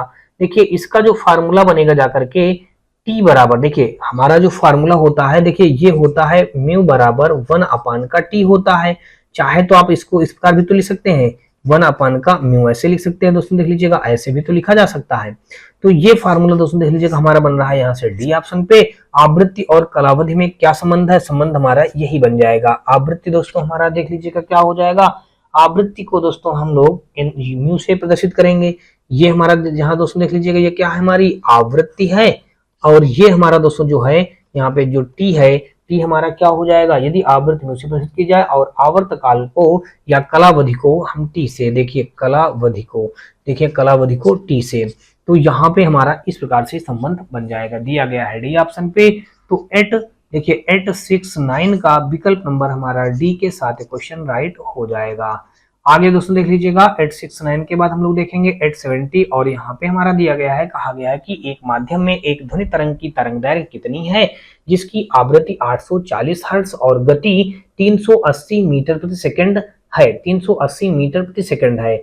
देखिए आवृत्ति बता दिया गया है और इसकी गति बता दिया गया है, सब कुछ यहाँ पे वैल्यू दी गई है। हम जानते हैं दोस्तों तरंग दैर्घ्य यानी कि लेमडा निकालना है, तो आवृत्ति दोस्तों हम जानते हैं, देखिए यहाँ पे कितना हो जाएगा, आवृत्ति यानी गति v अपान का हो जाएगा यहाँ पे आवृत्ति n। तो यहाँ पे दोस्तों देख लीजिएगा वैल्यू सब कुछ पता है, v का मान पता है 380 और n का मान पता है 840। देखिए 0 से 0 कट गया और अगर इसको हम कट करेंगे तो 2 एक 2 और 2 नहीं 18 अपान का 2 चौको 8 2 दूनी 4 हो जाएगा। तो अब देखिए 19/42 आ जाएगा। 42 का अगर इसमें भाग करेंगे तो 19/42, 42 के इसमें भाग करेंगे तो क्या हो जाएगा, ये हो जाएगा दोस्तों देख लीजिएगा 0.45 मीटर हो जाएगा, 0.45 मीटर हो जाएगा। ये दिया गया है 0.45 मीटर ए ऑप्शन पे। तो 870 का विकल्प नंबर हमारा ए के साथ क्वेश्चन राइट हो जाएगा। आगे दोस्तों देख लीजिएगा 871 नंबर, और इस पे कहा गया है कि तरंग लंबाई आमतौर पर ग्रीक लेटर डॉट डॉट में दर्शाया जाता है। तरंग लंबाई आमतौर पर ग्रीक लेटर में दर्शाया जाता है, गामा में, लैम्डा में, बीटा में, अल्फा में। तो तरंग लंबाई आमतौर पर ग्रीक लेटर में दर्शाया जाता है, तो ये दिया गया है बी ऑप्शन लेम्डा। लेम्डा हमारा दिया गया है बी ऑप्शन पे। तो 871 का विकल्प नंबर हमारा बी के साथ क्वेश्चन राइट हो जाएगा। आगे दोस्तों देख लीजिएगा 872 नंबर, और इस पे कहा है कि निम्नलिखित में से कौन सा कथन ध्वनि तरंगों और प्रकाश तरंगों के बारे में सही है। हमको सही कथन बताना है, इसमें से कौन सा सही हो जाएगा। इस पे कहा गया है कि दोनों अनुप्रस्थ तरंगे हैं। देखिए पहला कहा गया कि दोनों अनुप्रस्थ तरंगे हैं, फिर कहा गया दोनों अनुदैर्घ्य तरंग हैं, फिर कहा गया ध्वनि तरंगे अनुप्रस्थ होती हैं और प्रकाश तरंगे अनुदैर्घ्य होती हैं। ध्वनि तरंगे अनुदैर्घ्य होती हैं और प्रकाश तरंगे अनुप्रस्थ होती हैं। ये जो दिया गया है डी ऑप्शन में, ध्वनि तरंगे अनुदैर्घ्य होती हैं और प्रकाश तरंगे अनुप्रस्थ होती हैं, डी ऑप्शन पे दिया गया है। तो 872 का विकल्प नंबर हमारा डी के साथ क्वेश्चन राइट हो जाएगा। आगे दोस्तों देख लीजिएगा 873 नंबर, और इस पे कहा है कि निम्नलिखित में से कौन सा कथन ध्वनि और प्रकाश तरंगों के बारे में सही है। देखिए ध्वनि, निम्नलिखित में से कौन सा कथन ध्वनि और प्रकाश तरंगों के बारे में सही है। दोनों अनुप्रस्थ तरंगे होती हैं, दोनों अनुदैर्घ्य तरंगे होती हैं, ध्वनि तरंगे अनुप्रस्थ तरंगे होती हैं लेकिन प्रकाश तरंग अनुदैर्घ्य तरंग होती है, ध्वनि तरंगे अनुदैर्घ्य तरंग होती हैं लेकिन प्रकाश तरंग अनुप्रस्थ होती हैं। तो यहाँ पे अगर देखिए इसमें बताया गया है 873 नंबर पे कहा गया है कि निम्नलिखित में से कौन सा कथन ध्वनि और प्रकाश तरंगों के बारे में सही है। ध्वनि तरंगों और प्रकाश तरंगों के बारे में सही है। जो भी आपने पीछे वाले क्वेश्चन पे पढ़ा है, सेम वही क्वेश्चन यहाँ भी पूछा गया है। तो देखिए इसमें ये तो पूछा कि ध्वनि तरंगे और प्रकाश तरंगों के बारे में सही है। और देखिए पिछला क्वेश्चन आप देखेंगे, देखिए ध्वनि तरंगों और प्रकाश तरंगों के बारे में सही क्या, ध्वनि तरंगे अनुदैर्घ्य होती हैं और प्रकाश तरंगे अनुप्रस्थ होती हैं। देखिए ध्वनि तरंगे अनुदैर्घ्य होती हैं लेकिन प्रकाश तरंगे अनुप्रस्थ होती हैं, दिया गया है डी ऑप्शन पे। तो यहाँ भी हमारा 873 का डी के साथ क्वेश्चन राइट हो जाएगा। आगे दोस्तों देख लीजिएगा 873 का हमारा डी के साथ क्वेश्चन राइट हो जाएगा। और आगे हम लोग देखेंगे 874 नंबर, और इस पे कहा है कि डॉट डॉट एक मात्रा है जो एक तरंग की प्रवृत्ति का वर्णन नहीं करती है। डॉट डॉट एक मात्रा है जो एक तरंग की प्रकृति का वर्णन नहीं करती है। डॉट डॉट एक मात्रा है जो एक तरंग की प्रकृति का वर्णन नहीं करती है, ऊंचाई का, तरंग दैर्घ्य का, तरंग गति का, या फिर दोस्तों आवृत्ति का। तो 874 का दोस्तों देखेंगे तो यहाँ पे जो दिया गया है ऊंचाई ए ऑप्शन पे, तो यही हमारा इस क्वेश्चन का राइट आंसर बन जाएगा। ऊंचाई एक मात्रा है जो एक तरंग की प्रकृति का वर्णन नहीं करती है, ये दिया गया है ए ऑप्शन पे। तो 874 का विकल्प नंबर हमारा ए के साथ क्वेश्चन राइट हो जाएगा। आगे दोस्तों देख लीजिएगा 875 नंबर पे, और यहाँ पे हमारा देख लीजिएगा दिया ये गया है, कहा गया कि यदि दिए गए वेग पर किसी ध्वनि तरंग का या किसी ध्वनि तरंग की आवृत्ति बढ़ाई जाए तो इसके तरंग दैर्घ्य पर क्या प्रभाव पड़ता है। तरंग दैर्घ्य में क्रमिक रूप से वृद्धि और कमी होती रहेगी, इसकी तरंग दैर्घ्य में वृद्धि होगी, तरंग दैर्घ्य पर कोई प्रभाव नहीं पड़ेगा, इसकी तरंग दैर्घ्य में कमी आएगी। तो 875 का देखेंगे तो विकल्प जो दिया गया है डी, इसकी तरंग दैर्घ्य में कमी आएगी, यही हमारा इस क्वेश्चन का राइट आंसर हो जाएगा। और अगला हम लोग देखेंगे दोस्तों देख लीजिएगा, दिया गया है 876 नंबर, और इस पे कहा गया है कि ध्वनि तरंग 339 मीटर प्रति सेकंड की गति से यात्रा करती है।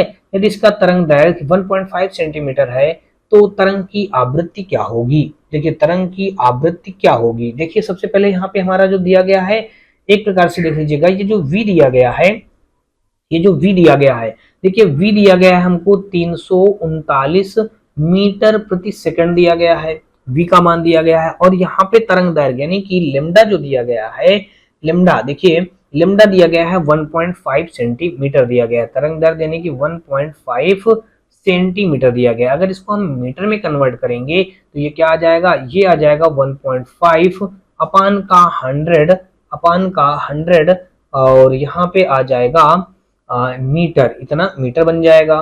तो अब दोस्तों देख लीजिएगा, अब हमको आवृत्ति निकालना है यानी कि एन का वैल्यू निकालना है। तो हम जानते हैं वी अपान का लेमडा होता है, वी का मान हमको पता है 339 और लेमडा का मान पता है 1.5 इंटू हम यहाँ पे कर देंगे 100। देखिए ये पॉइंट हटाया, ऊपर एक जीरो और बढ़ा दिया। 15 से अगर इसको आप कट करेंगे तो इसको 15 से कट करने पे दोस्तों देख लीजिए कितना आ जाएगा, 15 दूनी 30 हो जाएगा, बचेगा हमारा 3, फिर 3 से नहीं कटेगा। कुल मिलाकर के अगर इसको हम भाग देंगे तो ये जो वैल्यू आ जाएगा दोस्तों देख लीजिएगा, यानी कि ये 339 और 000 हो जाएंगे। तो यहाँ से अगर दोस्तों देखेंगे तो ये जो हो जाएगा हमारा देख लीजिएगा, यानी कि 339 और 000 हो जाएंगे, अपान का 15 हो जाएगा। भाग देने पे जो वैल्यू आएगा दोस्तों मैं आपको बता दूं कि 22 और 6000 आ जाएगा, 600 आएगा, इतना हर्ट्स आ जाएगा। देखिए अगर 15 से भाग देंगे, 15 दूनी 30, बचा फिर 9, फिर 15 दूनी 30, बचा 9, 15 छक्का 90 और 00 बच जाएगा। तो यानी कि 22,600 हमारे इस क्वेश्चन का राइट आंसर बन जाएगा। ये दिया गया है 22,600 हर्ट्ज दिया गया है डी ऑप्शन पे। तो 876 का विकल्प नंबर हमारा डी के साथ क्वेश्चन राइट हो जाएगा। आगे दोस्तों देख लीजिएगा, 876 के बाद हम लोग देखेंगे 877 नंबर, और इस पे कहा गया है कि यदि किसी तरंग की आवृत्ति दोगुनी हो जाती है तो उसकी तरंग दैर्घ्य होगी, उसकी तरंग दैर्घ्य दोस्तों जो होगी मूल का 3 गुना होगा, गलत है। मूल का 2 गुना होगा, गलत है। मूल का 1/3 होगा, गलत है। मूल का आधा होगा, ये बात यहाँ पे सही है। यानी कि यदि किसी तरंग की आवृत्ति दोगुनी हो जाती है तो उसकी तरंग दैर्घ्य होगी मूल का आधा हो जाएगा। 877 का विकल्प नंबर हमारा डी के साथ क्वेश्चन राइट हो जाएगा। आगे दोस्तों देख लीजिएगा 878 नंबर, और इस पे कहा गया है यदि दो क्रमिक शीर्षों के बीच की दूरी L है तो उनकी तरंग दैर्घ्य को व्यक्त किया जा सकता है। देखिए यदि दो क्रमिक शीर्षों के बीच की दूरी L है तो उनकी तरंग दैर्घ्य को व्यक्त किया जा सकता है L/2 द्वारा, L/4 द्वारा, 2L द्वारा, L द्वारा। तो 878 का अगर दोस्तों देखेंगे तो इसको हम जो दोस्तों जब किसी तरंग दैर्घ्य के दो क्रमिक शीर्षों या दो क्रमिक शर्तों या गर्तों के बीच की दूरी को तरंग दैर्घ्य कहते हैं, जिसे लेमडा से निरूपित करते हैं। क्योंकि दो क्रमिक शीर्षों के बीच की दूरी L है, अतः तरंग दैर्घ्य की लंबाई जो दोस्तों L से ही व्यक्त किया जा सकता है। तो ये जो दिया गया है डी ऑप्शन, तो यही हमारा इस क्वेश्चन का राइट एवं परफेक्ट आंसर बन जाएगा। विकल्प नंबर डी के साथ इस क्वेश्चन को आप राइट करेंगे। और आगे देखेंगे दोस्तों 879 नंबर क्वेश्चन, और यहाँ पे दोस्तों देखेंगे तो क्या मिलेगा आपको, देख लीजिएगा। कहा गया है कि रेडियो द्वारा उत्पादित ध्वनि डाट डाट से बढ़ती है। तो दोस्तों रेडियो द्वारा उत्पादित जो ध्वनि होती है वो आयाम बढ़ाने से बढ़ती है। क्या बढ़ाने से बढ़ती है? आयाम बढ़ाने से या आयाम के बढ़ने से ये बढ़ती है। ये विकल्प हमारा दोस्तों देख लीजिएगा ए ऑप्शन पे दिया गया है। तो 879 का विकल्प नंबर हमारा ए के साथ क्वेश्चन राइट हो जाएगा। चलिए भाई आगे देख लेते हैं। अब अगला हमारा दिया गया है 880 नंबर, और इस पे कहा गया है कि रेडियो द्वारा उत्पादित ध्वनि डाट डाट से बढ़ती है। देखिए उसी क्वेश्चन को दो बार रख दिया गया है, आयाम से बढ़ने पर बढ़ेगी। तो 879 का यहाँ भी दोस्तों ए के साथ क्वेश्चन हमारा राइट बन जाएगा। 881 देखिए 880 को तो यहाँ पे गायब भी कर दिया गया, नहीं उसी क्वेश्चन को डबल रख गया है, कहीं ना कहीं क्वेश्चन रखने पे मिस्टेक हुआ होगा, इसके लिए दोस्तों मैं आपसे माफी चाहता हूं। और देख लीजिएगा अगला क्वेश्चन 881 नंबर, और इस पे दिया गया है, कहा गया है कि तरंग चाल, आयाम, तरंग दैर्घ्य और आवृत्ति सभी को कहा जाता है। क्या कहा जाएगा? तरंग के रासायनिक गुण कहा जाएगा, तरंग की विशेषताएं कहा जाएगा, तरंग के घटक कहा जाएगा, तरंग के कार्य कहा जाएगा। तो 881 का अगर दोस्तों देखेंगे तो इसने यही तो कहा है कि तरंग, और फिर देखिए तरंग बताया गया, चाल बताया गया, आयाम बताया गया, तरंग दैर्घ्य और आवृत्ति बताया गया, सभी को कहा जाता है तो तरंग की विशेषताएं कहा जाएगा। 881 का विकल्प नंबर हमारा बी के साथ क्वेश्चन राइट हो जाएगा। आगे दोस्तों देख लीजिएगा 882 नंबर, और इस पे कहा गया है कि तरंग का आयाम डाट डाट होता है। तरंग का आयाम क्या होता है? तरंग की एक समयावधि में तरंग द्वारा तय की गई दूरी होती है। माध्यम के कणों द्वारा मध्य स्थान के किसी भी तरफ तय की गई अधिकतम दूरी होती है। एक सेकंड में तरंग द्वारा तय की गई दूरी होती है। एक तरंग लंबाई के बराबर की दूरी होती है। तो 882 का अगर दोस्तों यहाँ पे आप देखेंगे तो ये जो दिया गया है, माध्यम के कणों द्वारा मध्य स्थान के किसी भी तरफ से तय की गई अधिकतम दूरी होती है। ये दिया गया है 882 का विकल्प नंबर हमारा बी के साथ क्वेश्चन राइट हो जाएगा। आगे दोस्तों देख लीजिएगा 883 नंबर, और इस पे कहा है कि एक स्रोत तरंग से 0.3 सेकंड में 40 शिखर और 40 गर्त बनते हैं। तरंग की आवृत्ति ज्ञात करें। तरंग की आवृत्ति ज्ञात करें। तो तरंग की आवृत्ति ज्ञात करना है दोस्तों, देख लीजिएगा इस क्वेश्चन को उसी फार्मूले पर रख दीजिएगा। आवृत्ति यानी कि हमको एन निकालना है। ये जो दिया गया है 40 शिखर और 40 गर्त बनते हैं, 40 शिखर 40 गर्त बनते हैं। यहाँ पे हो जाएगा ये 40 बटे हो जाएगा हमारा 0.3 सेकेंड। तो ये पॉइंट हटाया, ऊपर एक जीरो बढ़ गया, तो 400 बटे हमारा क्या आ गया 3 आ गया। और 400 बटे 3 को अगर आप हल करेंगे, देखिए 3 एक अन्नम 3, फिर 3 त्रिक्का 9, 3 त्रिक्का 9, पॉइंट फिर 3 3 3, इतना हर्ट्ज 133.33 हर्ट्ज हमारा आ जाएगा। ये क्वेश्चन दोस्तों देख लीजिएगा दिया गया सी ऑप्शन पे। तो 883 का विकल्प नंबर हमारा सी के साथ क्वेश्चन राइट हो जाएगा। आगे दोस्तों देख लीजिएगा 884 नंबर, और इसपे कहा है कि आवृत्ति डाट डाट में प्रकट की जाती है और दर्शाता है कि घटना प्रति सेकंड दोहराई जाती है। आवृत्ति डाट डाट में प्रकट की जाती है और दर्शाता है कि घटना प्रति सेकंड दोहराई जाती है। ओम में, डेसिबल में, या फिर दोस्तों अगर आप देखेंगे एम्पियर में या फिर हर्ट्ज में।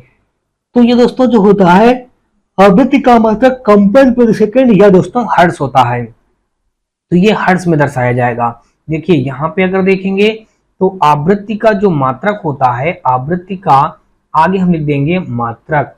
आवृत्ति का मात्रक दोस्तों क्या होता है, कंपन प्रति सेकंड होता है, कंपन प्रति सेकंड, या फिर दोस्तों हर्ट्ज हो जाएगा। क्या हो जाएगा, हर्ट्ज हो जाएगा। इन्हीं दो में से कोई एक हमारे इस क्वेश्चन का राइट आंसर बन जाएगा। और अगला दोस्तों देख लेंगे 884 का विकल्प नंबर हमारा डी के साथ क्वेश्चन राइट हो जाएगा। दोस्तों यहाँ पे दिया गया है 885 नंबर पे कहा गया कि ध्वनि के संचरण के दौरान माध्यम में कणों के उच्च घनत्व का क्षेत्र डाट डाट कहलाता है। तो यहाँ पे पूछा गया है, देख लीजिएगा, इसमें कहा कि ध्वनि के संचरण के दौरान माध्यम में कणों के उच्च घनत्व का क्षेत्र संपीड़न कहलाता है। क्या कहलाएगा दोस्तों, संपीड़न यहाँ पे फिल किया जाएगा। ये दिया गया है विकल्प नंबर सी पे। तो 885 का विकल्प नंबर हमारा सी के साथ क्वेश्चन राइट हो जाएगा। आगे दोस्तों देख लीजिएगा 886 नंबर, और इस पे क्वेश्चन हमारा दिया गया है, कहा गया है कि यदि एक सुरंग और इसके क्रमागत गर्त के मध्य दूरी L है, तो तरंग दैर्घ्य दोस्तों आपको बता दूं कि इसकी 2L हो जाएगी। क्या हो जाएगी, 2L हो जाएगी। क्योंकि दोस्तों मैं आपको बता दूं कि लेमडा बराबर L बराबर अगर आप देखेंगे तो लेमडा बाई 2 होता है, तो यहाँ पे लेमडा बराबर निकालेंगे तो 2L बन जाएगा। तो कुल मिलाकर के यहाँ पे क्या बन जाएगा, 2L हो जाएगा, जो दिया गया है 886 का विकल्प नंबर हमारा बी के साथ क्वेश्चन राइट हो जाएगा। आगे दोस्तों देख लीजिएगा 887 नंबर, और इस पे हमारा कहा गया है कि निम्न में से किस ध्वनि तरंग में तरंग दैर्घ्य सर्वाधिक लंबी होती है। तो दोस्तों मैं आपको बता दूं कि 100 हर्ट्ज पर जो होता है ये ध्वनि की तरंग सबसे अधिक या सबसे आवृत्ति वाली होती है। ये दिया गया है ए ऑप्शन पे। तो 887 का विकल्प नंबर हमारा ए के साथ क्वेश्चन राइट हो जाएगा। दोस्तों 887 का विकल्प नंबर ए के साथ क्वेश्चन राइट हो जाएगा। आपको बता दूं कि जिस ध्वनि तरंग की आवृत्ति कम होगी उसे तरंग दैर्घ्य सर्वाधिक होगी। इस प्रकार यहाँ 100 हर्ट्ज की आवृत्ति वाली ध्वनि तरंग की तरंग दैर्घ्य सर्वाधिक होगी। यहाँ पे 887 का विकल्प नंबर हमारा ए के साथ क्वेश्चन राइट हो जाएगा। आगे दोस्तों देख लीजिएगा, यहाँ पे हमारा दिया गया है 888 नंबर, और 888 नंबर क्वेश्चन पे दोस्तों देख लीजिएगा दिया ये गया है, इस पे कहा गया है कि एक स्रोत 0.4 सेकंड में 20 तरंग शिखर और तरंग गर्त उत्पन्न करता है। तरंग की आवृत्ति ज्ञात करें। तो दोस्तों देख लीजिएगा 20 तरंग शिखर, तो यानी कि 20 v अपान का यहाँ पे सेकंड, यानी कि हमको निकालना है यहाँ पे 0.4 सेकंड टाइम लगा देंगे। यहाँ पे हमको निकालना है तरंग आवृत्ति n बराबर, तो ये पॉइंट हटाया, ऊपर हो गया 2 से कट करेंगे तो 4 पंचे 20 आ जाएगा, 50 हर्ट्ज आ जाएगा। 50 हर्ट्ज दोस्तों देख लीजिएगा दिया गया है डी ऑप्शन पे। तो 888 का दोस्तों देखेंगे तो विकल्प नंबर हमारा डी के साथ क्वेश्चन राइट हो जाएगा। आगे दोस्तों देख लीजिएगा 888 के बाद हम लोग देखेंगे 889 यानी कि 889 नंबर, और इस पे कहा है कि 50 हर्ट्ज आवृत्ति का स्रोत 0.4 मीटर तरंग दैर्घ्य की तरंगें उत्सर्जित करता है। तरंग को 600 मीटर की दूरी तय करने में कितना समय लगेगा। देखिए 50 हर्ट्ज ये सब कुछ दिया गया है। लेमडा बराबर आप फार्मूला जानते हैं, वी अपान का हमारा होता है एन, तो इसी फार्मूले पर रखेंगे। देखिए यहाँ पे अगर रख देंगे तो एन का मान दोस्तों देख लीजिएगा यहाँ पे क्या दिया गया है। यहाँ पे अगर देखेंगे तो देख लीजिएगा सबसे पहले लेमडा, तो लेमडा का वैल्यू जो निकल करके आएगा, देखिए लेमडा का वैल्यू वी का मान दिया गया है दोस्तों कितना 0.4 मीटर। देखिए 0.4 रख दिया आपने और यहाँ पे रख दिया दोस्तों n का मान 500 दिया गया है। पॉइंट हटाया, नीचे एक जीरो और बढ़ गया। जब एक जीरो और बढ़ गया तो अब अगर इसको हल करेंगे तो देख लीजिएगा हमारा यहाँ पे क्या हो जाएगा। यहाँ पे फार्मूला देखिए हम गलत थोड़ा सा लिख रहे हैं, फिर से देख लीजिएगा। यहाँ पे n बराबर होता है, फार्मूला हमारा क्या होता है, v अपान का लेमडा, ये फार्मूला होता है। तो यहाँ पे जो दिया गया है सब कुछ दिया गया है। n बराबर देखिए n का मान दिया गया है और यहाँ पे अगर हम देखें तो लेमडा बराबर v अपान का n भी रख सकते हैं इसी फार्मूले को। इसको हम क्या रख सकते हैं, लेमडा बराबर v अपान का n भी सूत्र को रखा जा सकता है। तो जब v बराबर इतना रखा जाए तो v बराबर हम जब निकालेंगे, देखिए v बराबर n इंटू लेमडा हम रख सकते हैं ना। देखिए n का मान कितना दिया गया है, 500 दिया गया है। लेमडा का मान दोस्तों देख लीजिए कितना दिया गया है, लेमडा का मान 0.4 मीटर तरंग दैर्घ्य, ये जो दिया गया है ये लेमडा का मान दिया गया है। इसको अगर वैल्यू निकालेंगे, देखिए यहाँ पे कितना आ जाएगा, 4 पंचे 20 हो जाएगा, आगे के 2 जीरो बन जाएंगे, एक अंक बाद दशमलव लग जाएगा, तो v बराबर आ जाएगा 200 आ जाएगा। v बराबर 200 आ गया। अब हमको निकालना क्या है, दूरी। देखिए यहाँ पे d दिया गया है 600 मीटर की दूरी दे रखा है। हमको चाल बराबर दूरी बटे समय, हमको निकालना क्या, समय निकालना है। तो समय बराबर हो जाएगा दूरी बटे चाल बन जाएगा। दूरी बटे क्या बन जाएगा, चाल बन जाएगा। देखिए दूरी कितनी दी गई है, 600 दी गई है। चाल कितनी दी गई है, चाल हमको दी गई है यहाँ पे v दिया गया है 200। 200 से कट करेंगे तो यहाँ पे समय आ जाएगा। देखिए समय कितना आ जाएगा, समय आ जाएगा हमारा 3 सेकंड आ जाएगा। 3 सेकंड दोस्तों देख लीजिएगा दिया गया सी ऑप्शन पे। तो 889 का विकल्प नंबर हमारा सी के साथ क्वेश्चन राइट हो जाएगा। आगे दोस्तों देख लीजिएगा 890 नंबर, और इसमें कहा है कि एक तरंग के गर्त की गहराई को इसका डॉट डॉट कहा जाता है। एक तरंग के गर्त की गहराई को इसका डॉट डॉट कहा जाता है। दोस्तों इसका आवृत्ति कहा जाएगा, विस्थापन कहा जाएगा, या फिर दोस्तों अगर आप देखेंगे तो इसका परिणाम कहा जाएगा या फिर आयाम कहा जाएगा। तो एक तरंग गर्त की गहराई को इसका आयाम कहा जाता है। क्या कहा जाएगा, आयाम दिया गया है डी ऑप्शन पे। तो 890 का विकल्प नंबर हमारा डी के साथ क्वेश्चन राइट हो जाएगा। 891 नंबर दोस्तों देख लीजिएगा, और इस पे कहा है किसी माध्यम में घनत्व के एक दोलन को पूरा करने में लगने वाला समय को क्या कहते हैं। तो लगने वाले समय को दोस्तों मैं आपको बता दूं, इसमें जो कहा जाता है वो तरंग का समय काल कहा जाता है। तरंग का समय काल दोस्तों देख लीजिएगा दिया गया है बी ऑप्शन पे। तो 891 का विकल्प नंबर बी के साथ क्वेश्चन राइट माना जाएगा। आगे दोस्तों देख लीजिएगा 892 नंबर, और इस पे कहा है कि 500 मीटर प्रति सेकंड की चाल से यात्रा करने वाली तरंग की आवृत्ति 20 हर्ट्ज है, समय अंतराल डॉट डॉट होगा। देखिए 500 मीटर प्रति सेकंड, तो यहाँ पे देखेंगे 500 मीटर प्रति सेकंड जो हमारा दिया गया है, समय अंतराल पूछा गया है। तो यहाँ पे अगर देखेंगे आवर्त काल, देखिए यहाँ पे हम अगर हल करें तो आवर्त काल बराबर होता है 1 बटे आवृत्ति होता है। क्या होता है, 1 बटे आवृत्ति होता है। तो देखिए यहाँ पे एक वही रख देंगे, आवृत्ति यहाँ पे दी गई है 20 हर्ट्ज, तो यहाँ पे आ जाएगा 0.5 हमारा आ जाएगा सेकंड, 0.05 सेकंड आएगा। देखिए 0.05 सेकंड आएगा। जब इसको हल करेंगे देखिए 10 हो जाएगा, पहले एक पॉइंट बढ़ाने से हमारा क्या बनेगा, 0.05 आ जाएगा, इतना सेकंड बन जाएगा। आवर्तकाल कितना आ गया, 0.05 सेकंड दिया गया सी ऑप्शन पे। तो 892 का विकल्प नंबर हमारा सी के साथ क्वेश्चन राइट हो जाएगा। आगे दोस्तों देख लीजिएगा 893 नंबर, और इस पे कहा है कि डॉक्टरों द्वारा ठोस वस्तुओं को भेदन हेतु एवं हवाई अड्डों में किस तरंग का प्रयोग किया जाता है। तो देखिए ध्वनि तरंगों का, एक्सरे का, इलेक्ट्रोमैग्नेटिक का, या फिर यांत्रिकी का। दोस्तों यहाँ पे डॉक्टरों द्वारा एक्सरे का प्रयोग किया जाता है। किसका प्रयोग किया जाएगा दोस्तों, एक्सरे का प्रयोग किया जाएगा। एक्सरे की खोज अगर दोस्तों देखें तो कौन किया था, देखिए रांटजन ने किया था। रांटजन, एक्सरे की खोज रांटजन ने कितने से 1895 में ईस्वी में किया था रांटजन ने। तो इसकी क्या की थी, ये खोज किया था, किसकी, एक्सरे की।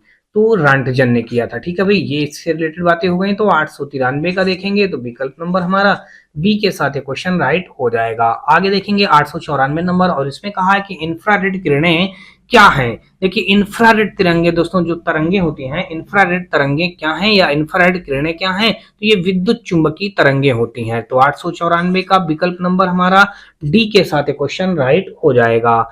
आगे दोस्तों देख लीजिएगा 894 के बाद हम लोग देखेंगे 895 नंबर, और 895 नंबर क्वेश्चन पे दोस्तों देख लीजिएगा दिया ये गया है, इस पे कहा गया है कि निम्नलिखित में से किस विद्युत चुम्बकीय तरंग की तरंग दैर्घ्य सबसे कम होती है। निम्नलिखित में से किस विद्युत चुम्बकीय तरंग की तरंग दैर्घ्य सबसे कम होती है। रेडियो तरंग की, इंफ्रारेड तरंग की, एक्स किरणें की, गामा किरणें की। निम्नलिखित में से किस विद्युत चुम्बकीय तरंग की तरंग दैर्घ्य सबसे कम होती है। तो ये होती है दोस्तों, मैं आपको बता दूं कि गामा किरणों की होती है।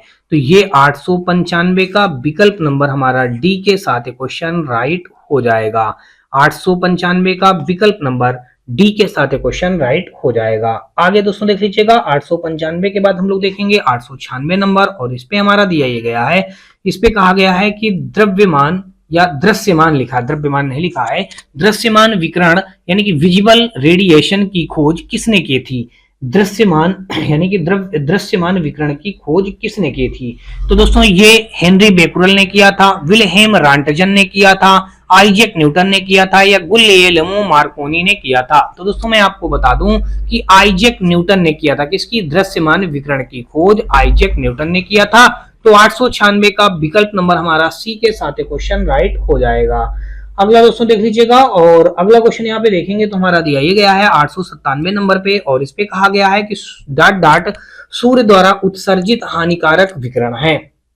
डॉट डॉट सूर्य द्वारा उत्सर्जित हानिकारक विकिरण है। तो ये दोस्तों जो सूर्य द्वारा परावैंगनी किरणें होती हैं ये हानिकारक होती हैं। सूर्य द्वारा जो उत्सर्जित विकिरण होती हैं ये हानिकारक कौन सी होती हैं? परावैंगनी किरणें हमारी वो होती हैं, मतलब हानिकारक होती हैं। ये दिया गया है बी ऑप्शन पे।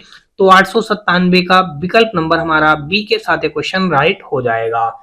आगे दोस्तों देखेंगे 898 नंबर, और इसमें कहा है कि निम्नलिखित में से कौन सा किसी ध्वनि तरंग के प्रति इकाई समय में किए गए दोनों की संख्या है। आवर्तकाल है, आयाम है, तरंग दैर्घ्य है, या फिर दोस्तों आवृत्ति है। तो ये हो जाएगा दोस्तों यहाँ पे निम्नलिखित में से कौन सा किसी ध्वनि तरंग के प्रति इकाई समय में किए गए दोनों की संख्या दोस्तों आवृत्ति हो जाएगी। तो 898 का विकल्प नंबर हमारा डी के साथ क्वेश्चन राइट हो जाएगा। अगला दोस्तों देख लीजिएगा 899 नंबर, और इस पे कहा है कि ध्वनि की आवृत्ति v, तरंग दैर्घ्य लेम्डा और चाल v के बीच क्या संबंध है। तो ध्वनि की आवृत्ति v, तरंग दैर्घ्य लेम्डा और चाल v के बीच कह रहा है क्या संबंध है। तो इनके बीच अगर दोस्तों हम संबंध देखेंगे तो v बराबर n लेम्डा हो जाएगा, क्योंकि दोस्तों आप जानते हैं कि n बराबर v अपान का लेम्डा होता है। तो लेम्डा बराबर यहाँ पे भी है, तो कह रहा है कि बीच क्या संबंध है, लेम्डा बराबर हो जाएगा, या फिर दोस्तों आप देखेंगे तो ये v बराबर आ जाएगा, v बराबर आ जाएगा n लेम्डा, v बराबर आ जाएगा हमारा n लेम्डा आ जाएगा। तो v बराबर n लेम्डा दोस्तों देख लीजिए कहीं पे दिया गया है, v बराबर n लेम्डा दिया गया है, ये सी ऑप्शन पे। तो 899 का विकल्प नंबर हमारा सी के साथ क्वेश्चन राइट हो जाएगा। आगे दोस्तों देख लीजिएगा 900 नंबर क्वेश्चन, और इस पे कहा है कि एक तरंग की आवृत्ति 50 हर्ट्ज है, चाल 36 मीटर प्रति सेकंड है, इस तरंग की तरंग दैर्घ्य ज्ञात कीजिए। सब कुछ यहाँ पे हमको दिया गया है, तो हमको तरंग की तरंग दैर्घ्य निकालना है। तो अभी आप फार्मूला देखिए पीछे लिखे हैं, v बराबर n लेम्डा, देखिए n लेम्डा लिखे हैं, तो n का मान दोस्तों 50 हर्ट्ज दिया गया है, लेम्डा का मान दोस्तों देख लीजिएगा हमको तरंग दैर्घ्य लेम्डा निकालना है, तो लेम्डा को लेम्डा ही रख देंगे। v दिया गया है 36, तो 36 रख देंगे। तो हमको लेम्डा बराबर निकालना है, तो 36 बटे क्या हो जाएगा, 50 हो जाएगा। अब 36 बटे जब 50 होगा तो देखिए अगर इसको हम कट करें तो इसमें इसका जब इसमें भाग करेंगे तो ये आ जाएगा हमारा 0.72 बन जाएगा। कितना बन जाएगा दोस्तों देख लीजिएगा, यहाँ पे बन जाएगा 0.72 यहाँ पे आ जाएगा मीटर, 0.72 मीटर दिया गया है दोस्तों देख लीजिए कहाँ पे, 0.72 मीटर दिया गया है डी ऑप्शन पे। तो 900 का विकल्प नंबर हमारा डी के साथ क्वेश्चन राइट। अगला क्वेश्चन देख लीजिएगा 901 नंबर, और इस पे कहा है कि निम्नलिखित में से कौन से विद्युत चुंबकीय तरंगे नहीं है। विद्युत चुंबकीय तरंगे हमको बताना है कि इनमें से कौन सी विद्युत चुंबकीय तरंगों के अंतर्गत नहीं होती हैं। देखिए रेडियो जो होता है विद्युत चुंबकीय तरंगे होती है, इंफ्रारेड भी विद्युत चुंबकीय तरंगे होती है, माइक्रोवेव भी विद्युत चुंबकीय होती है, लेकिन अल्ट्रासाउंड जो दिया गया है ये विद्युत चुंबकीय तरंगे नहीं होती हैं। तो 901 का विकल्प नंबर हमारा डी के साथ क्वेश्चन राइट हो जाएगा। 902 नंबर देख लीजिएगा, और इस पे कहा है कि अनुप्रस्थ तरंगे क्या है। इन तरंगों में माध्यम के कण तरंगों के संचरण की दिशा के लंबवत दिशा में कंपन करते हैं। इन तरंगों में माध्यम के कण तरंगों के संचरण की दिशा में के समांतर दिशा में कंपन करते हैं। ये वे तरंगे हैं जिनके संचरण के लिए माध्यम की आवश्यकता नहीं होती है। ये अनुदैर्घ्य यांत्रिक तरंगे हैं। तो 902 का अगर दोस्तों देखेंगे तो ये जो हमारी होती है दोस्तों, इन तरंगों में माध्यम के कण तरंगों के संचरण की दिशा के लंबवत दिशा में कंपन करते हैं। दिया गया है ए ऑप्शन पे, तो 902 का विकल्प नंबर ए के साथ क्वेश्चन राइट हो जाएगा। तो होप सो दोस्तों आपको अभी तक मेरे द्वारा बताए गए सारे क्वेश्चन अच्छी तरीके समझ में आए होंगे। फिर भी दोस्तों आपको बता दूं, यदि किसी भी क्वेश्चन में किसी प्रकार का कोई डाउट या डप्ट हो तो आप मुझे कमेंट सेक्शन में कमेंट करके बता सकते हैं। यदि आप दोस्तों आपका कोई राय सुझाव तो अपनी राय और सुझाव भी हमें कमेंट सेक्शन में कमेंट करके जरूर बताएं। और दोस्तों वीडियो का कोई भी पार्ट थोड़ा सा भी पसंद आया हो तो आप हमारी वीडियो को लाइक करिएगा, अपने दोस्तों में ज्यादा से ज्यादा शेयर करिएगा। साथ में दोस्तों ये चैनल पे पहली बार आए हो तो चैनल को सब्सक्राइब कर घंटी जरूर दबा लीजिएगा, क्योंकि दोस्तों आपको बता दूं कि रेलवे भर्ती से रिलेटेड सभी प्रकार के एग्जामों की प्रिपरेशन यहाँ पे हमारे इसी चैनल पे करवाई जा रही है। उसमें सारे सब्जेक्टों की प्रिपरेशन होती है। प्रिपरेशन में दोस्तों वही करवाया जा रहा है कि रेलवे भर्ती बोर्ड द्वारा पूछे गए प्रीवियस ईयर के क्वेश्चनों को यहाँ पे सॉल्व करवाया जा रहा है। और दोस्तों इसके साथ साथ आप हमारे WhatsApp channel, Telegram channel, WhatsApp group से जुड़ सकते हैं। इन सभी का लिंक दोस्तों आपको हमारी इसी वीडियो के डिस्क्रिप्शन पे दिया गया है, जहां से आप लोग आसानी से जुड़ सकते हैं।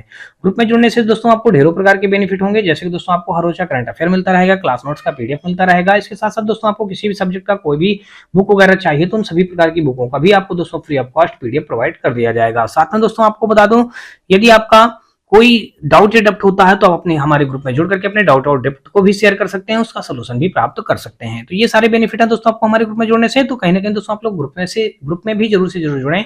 इन सब का लिंक दोस्तों वीडियो के डिस्क्रिप्शन पे अवेलेबल है, जहां से आप लोग आसानी से जुड़ सकते हैं। तो चलिए दोस्तों हम लोग नेक्स्ट पार्ट में मिलते हैं, तब तक के लिए दोस्तों जय हिंद।